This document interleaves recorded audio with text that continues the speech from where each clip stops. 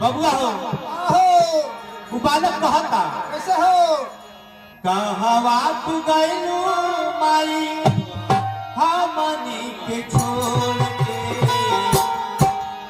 कहवा तू गइलू माई हमनी के छोड़ के कर के माई कह कवना तजोर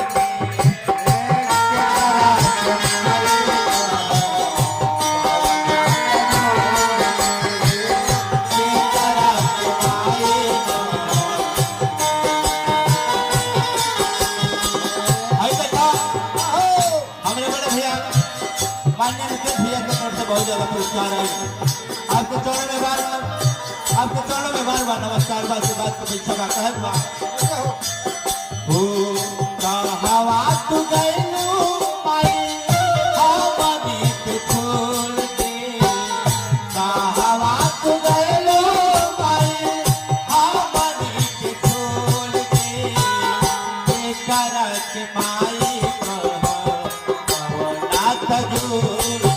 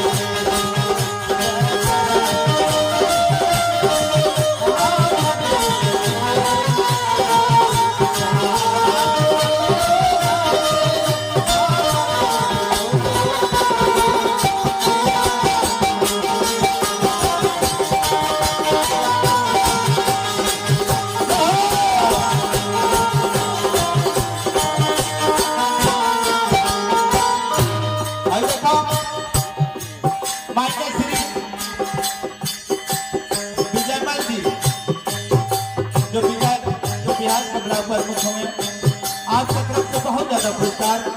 हालांकि हमने आपके यहाँ के मुकाबला में कुछ नहीं किया, हमने के पास एक टाइम पास आपकी तरफ से बहुत ज्यादा पुरस्कार है। आपके चरणों में बार बार नमस्कार बा, आशीर्वाद के पैसा का कहल बा बचपन में कोरा लेके दूधवा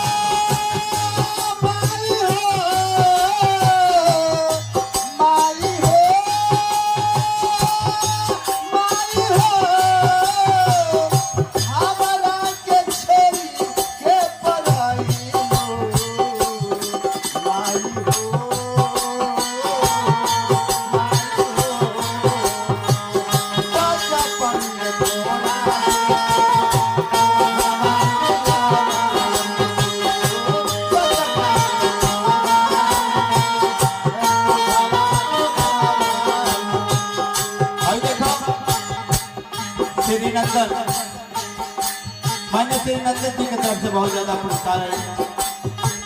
और इससे पहले हमने सुशीला हुआ की तरफ से बहुत ज्यादा पुरस्कार है। आपके चौड़े में बार बार नमस्कार बा, आशीर्वाद की अपेक्षा बा। हम बार बार आग्रह करते हैं कैसे बाबू? हम बार बार आग्रह करते हैं तारा तेरे पर खबर मिल जाओ।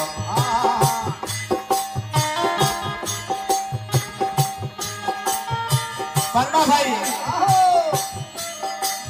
जब एक बालक की अवस्था होला तो मातारी बाप ओके अंगुली पकड़ के चलावे नहीं। जब मातारी बाप की अवस्था ढल जाला तो वे मातारी बाप बेकार हो जाए। पहल बात कैसे हो?